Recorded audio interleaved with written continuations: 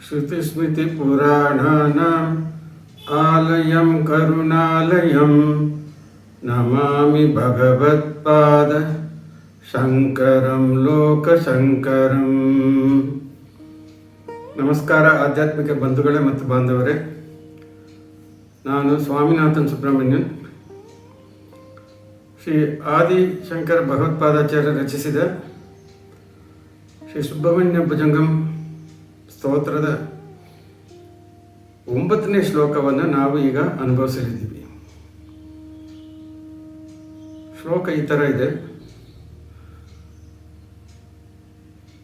ರಣಧ್ವಂಸಕೆ ಮಂಜುಲೇತ್ಯಂತ ಶೋಣೆ ಮನೋಹಾರಿ ಲಾವಣ್ಯ ಪೀಯೂಷ ಪೂರ್ಣೆ ಮನಃ ಷಟ್ಪದೋ ಮೇ ಭವಕ್ಲೇಶ ತಪ್ತಃ ಸದಾ ಮೋದತಾಂ ಸ್ಕಂದತೆ ಪಾದ ಪದ್ಮೇ. ರಣತ್ ಹಂಸಕೆ ಮಂಜುಲೆ ಅತ್ಯಂತ ಶೋಣೆ ಮನೋಹಾರಿ ಲಾವಣ್ಯ ಪೀಯೂಷ ಪೂರ್ಣೆ ಮನಃ ಷಟ್ಪದ ಮೇ ಭವಕ್ಲೇಶ ತಪ್ತಃ ಸದಾ ಮೋದತ ಸ್ಕಂದತೆ ಪಾದ ಪದ್ಮೆ. ಈ 8ನೇ ಶ್ಲೋಕದಿಂದ ಹಿಡಿದು 17ನೇ ಶ್ಲೋಕವರೆಗೂ ಸುಬ್ರಹ್ಮಣ್ಯನ ವರ್ಣನೆ. ಅದರಲ್ಲಿ ಹಿಂದಿನ ಶ್ಲೋಕದಲ್ಲಿ ಕಾರ್ತಿಕೇಯ ಅಂದರೆ 6 ಮಗುವಾಗಿರೋನು, ಅದರ ವರ್ಣನೆಯನ್ನು ನಾವು ನೋಡಿದ್ದೀವಿ. ಇವತ್ತಿಂದ ಅಂಗವಾಗಿ ವರ್ಣಿಸ್ತಾರೆ. ಸಂಪ್ರದಾಯ ಪ್ರಕಾರ ಗಂಡು ದೇವರಂದರೆ ಪಾದಾದಿ ಕೇಶ, ಪಾದದಿಂದ ಹಿಡಿದು ಕೇಶವರೆಗೂ ವರ್ಣನೆ ಮಾಡ್ತಾರೆ. ಅದಕ್ಕೆ ಇವತ್ತು ಪಾದದಿಂದ ಪ್ರಾರಂಭ ಮಾಡ್ತಾರೆ. ರಣತ್ ಅಂದರೆ ವಣತ್ ಅಂತ ಹೇಳಿ ಈಗ ಹಿಂದಿನ ಶ್ಲೋಕದಲ್ಲಿ ನೋಡಿದ್ವಲ್ಲ, ಶಬ್ದ ಮಾಡುವಂಥ, ಚಟಪಟ ಅಂತ ಶಬ್ದ ಮಾಡ್ತಾ ಇದೆ. ಯಾವುದು? ಹಂಸ ಪಕ್ಷಿಗಳು. ಹಂಸ ಪಕ್ಷಿಗಳು ಸಾಮಾನ್ಯವಾಗಿ ನೀರಿನಲ್ಲಿ ಬಾಳುವಂಥದ್ದು. ಅದು ಯಾವುದನ್ನು ಹುಡುಕ್ತಾ ಇರ್ತದೆ ಅಂದರೆ ಕಮಲದ ಹೂವನ್ನು ಹುಡುಕ್ತಾ ಇರ್ತದೆ. ಷಣ್ಮುಖನ ಪಾದಗಳು ಕಮಲದಂತಿರೋದ್ರಿಂದ ಈ ಹಂಸಗಳು ಆ ಪಾದಗಳನ್ನು ಸುತ್ತುವರೆದಿವೆ.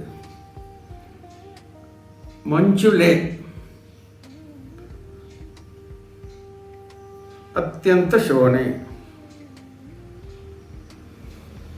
ಅಂದರೆ ಮನಸ್ಸಿಗೆ ಬಹಳ ಇಂಪಾದ, ನೋಡೋಕ್ಕೆ ಆಕರ್ಷಿಸುವಂಥ.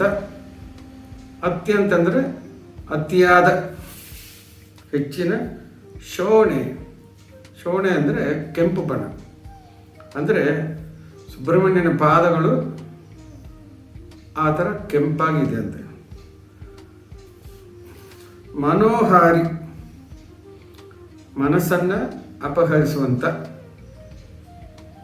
ಲಾವಣ್ಯ, ಬಹಳ ಸುಂದರವಾದ. ಅಷ್ಟೇ ಅಲ್ಲ, ಆ ಒಂದು ಪಾದ ಕಮಲಗಳಲ್ಲಿ ಅದನ್ನು ಹೂ ಥರ ನೋಡ್ತಾ ಇದ್ದಾರೆ. ಪೀಯೂಷ ಪೂರ್ಣೆ, ಪೀಯೂಷ ಅಂದರೆ ಅಮೃತ ತುಂಬಿದೆಯಂತೆ ಆ ಪಾದ ಕಮಲಗಳಲ್ಲಿ.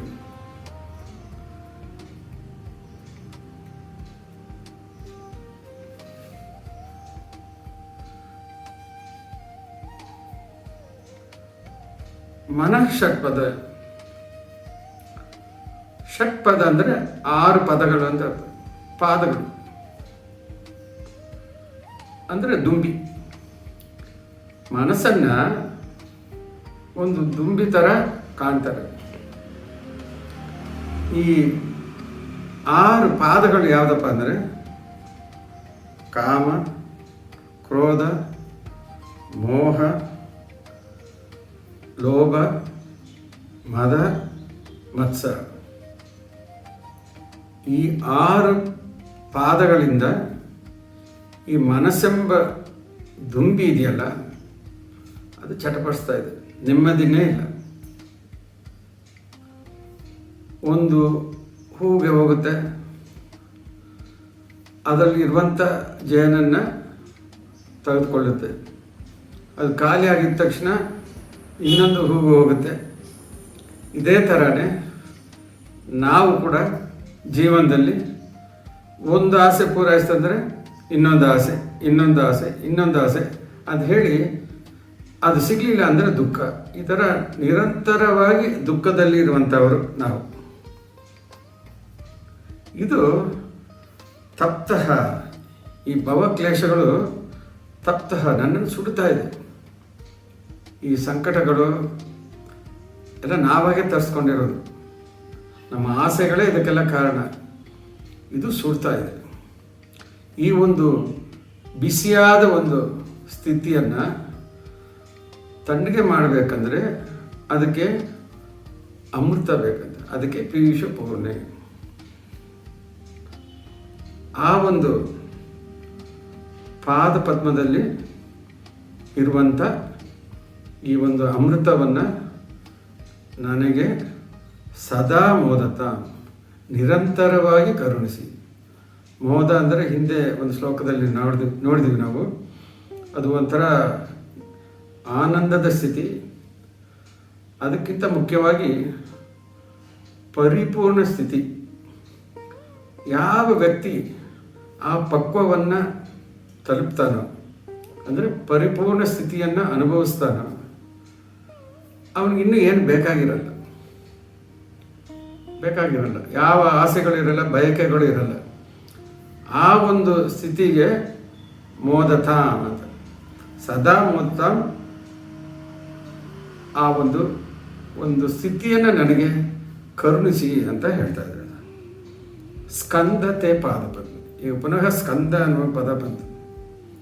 ಅವರ ಹೆಸರು ಸ್ಕಂದ ಅಂದರೆ ನಮ್ಗೆ ಗೊತ್ತು, ವೈರಿಗಳ ಬಲವನ್ನು ಒಂಥರ ಕ್ಷೀಣಿಸುವವನು, ಕುಗ್ಗಿಸುವವನು. ನಮಗೆ ಯಾರು ವೈರಿ? ಮನಸ್ಸೇ ವೈರಿ. ಅದು ಚಟಪಟ ಅಂತಿರುತ್ತೆ.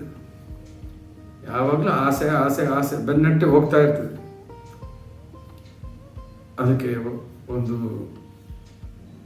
ಕೊನೆ ಅನ್ನೋದೇ ಇಲ್ಲ ಆಸೆಗೆ. ಅದನ್ನು ನೀನು ಅಡಗಿಸ್ಬೇಕು. ಅದಕ್ಕೆ ಇಲ್ಲಿ ಆ ಹೆಸರು, ಸೂಕ್ತವಾದ ಹೆಸರು ಯಾವುದಪ್ಪ ಅಂದರೆ ಸ್ಕಂದ. ವೈರಿಗಳ ಒಂದು ಬಲವನ್ನು ಕುಂದಿಸುವನು ಅಂತ ಹೇಳಿ ಅರ್ಥ. ಈ ಥರ ಒಂದು ಮನುಷ್ಯನ ಸ್ಥಿತಿ ಹೇಗಿದೆ ಅಂದರೆ, ಅವನಿಗೆ ಆನಂದ ಬೇಕಂದ್ರೆ ನಿರಂತರವಾಗಿ ಬೇಕು. ಸುಮ್ಮನೆ ಸ್ವಲ್ಪ ಕೊಟ್ಬಿಟ್ಟು ನಿಂತುಬಿಟ್ಟು ತಿರ್ಗಾ ಅದು ಮನಸ್ಸು ಹಳೆಯ ದಾರಿಗೆ ಹೋಗುತ್ತೆ. ಸಾಮಾನ್ಯವಾಗಿ ಜೇನಿನಲ್ಲಿ ಮುಳುಗಿದರೆ ಅದು ಎದ್ದು ಬರೋದೇ ಇಲ್ಲ, ಖಾಲಿ ಆಗೋವರೆಗೂ ಅದು ಬರೋದೇ ಇಲ್ಲ. ಅಂದರೆ ಅದು ಯಾವ ಥರ ಆಟ ಓಟಗಳು ಇಲ್ಲದೆ ಒಂಥರ ಸ್ಥಿರವಾಗಿರುತ್ತೆ. ನಮ್ಮ ಮನಸ್ಸು ಕೂಡ ಆ ಥರ ಸ್ಥಿರವಾಗಿರಬೇಕಂದ್ರೆ ಈ ಪಾದ ಪದ್ಮದಲ್ಲಿರುವಂಥ ಒಂದು ಅಮೃತವನ್ನು ನಾನು ಸದಾ ಸೇವಿಸ್ತಾ ಇರಬೇಕು. ಆ ಥರ ಒಂದು ಭಾಗ್ಯವನ್ನು ನನಗೆ ಕರುಣಿಸಿಕೊಡು ಅಂತ ಹೇಳ್ತಾ ಇದ್ದಾರೆ. ಇಲ್ಲಿ ಸುಬ್ರಹ್ಮಣ್ಯನ ಪಾದಗಳ ಬಗ್ಗೆ ಶಂಕರರು ವಿವರಣೆ ಹೇಳಿದ್ದಾರೆ. ನಮಸ್ಕಾರ.